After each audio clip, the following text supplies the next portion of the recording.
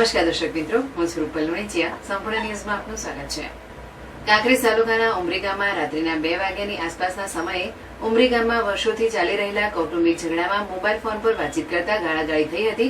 જેમાં સૌથી અગત્યની બાબત વિશે વાત કરીએ તો મુખ્ય આરોપીએ અગાઉથી કાવતરું ઘડ્યું હતું, જેમાં કોઈ અન્ય વ્યક્તિ સાથે હતા કે નહીં તે અંગે પોલીસ તપાસ હાથ ધરી છે.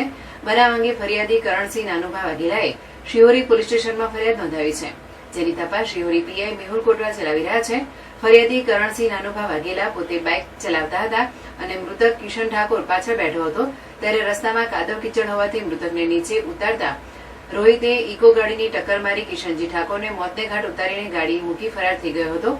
ત્યારે એએસપી સુબોધ માનકર અને શિહોરી પોલીસ ઘટનાસ્થળે પહોંચી તપાસ હાથ ધરી હતી. મૃતક યુવક ઠાકોર કિશનજી રમેશજીનું ઇકો ગાડીની ટક્કર મારી મોત નિપજાવ્યું હતું, જેથી મૃતદેહને પીએમ અર્થે શિહોરી સરકારી હોસ્પિટલમાં ખસેડવામાં આવ્યો હતો. શિહોરી પીઆઈ મેહુલ કોટવાલ અને પોલીસ કાફલો ઘટનાસ્થળે પહોંચ્યો હતો અને તપાસ શરૂ કરી છે. આખરે કેમ કરવામાં આવી હત્યા એ રહસ્ય અકબંધ છે, જેમાં ડોગ સ્ક્વોડ, એફએસએલ અને એલસીબી સહિત એસઓજી પોલીસની ટીમે આરોપીને પકડવા માટેના ચક્રો ગતિમાન કર્યા છે.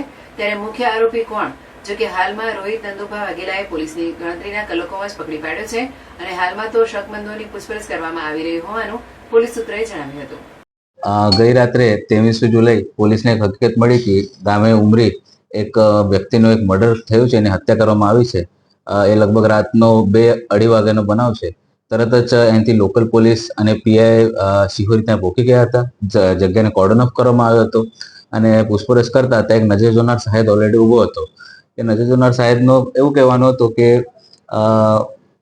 હું તથા મરણ જનાર, જેનું નામ કિશન દિનેશજી ઠાકોર અને ફરિયાદી પોતે, ફરિયાદીનું નામ છે કરણસિંહ નાનુભા વાઘેલા, રહે ઉમરી નાની પાટી. આ બંને જણા એમની એક જૂની અદાવત હતી આરોપી સાથે.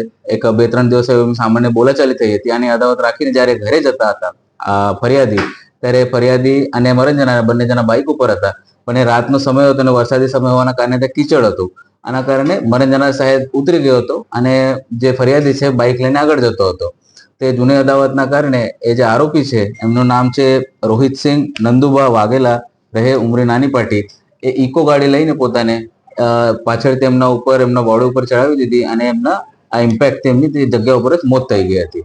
હવે જ્યારે જે બનાવની જાણ થઈ ત્યારે પોલીસ તરત જ જગ્યા ઉપર પહોંચી ગઈ. સવારે અમે બીએનએસ કલમ 103(1) મુજબ મર્ડરની ફરિયાદ પણ લઈ લીધી છે અને જે મુખ્ય એમાં આરોપીનું નામ છે રોહિતસિંહ નંદુભા વાઘેલા, ઉમરી નાની પાટી, એમને અત્યારે પોલીસે રાઉન્ડ અપ કરી દીધું છે અને એમની પૂછપરછ ચાલુ છે. એમને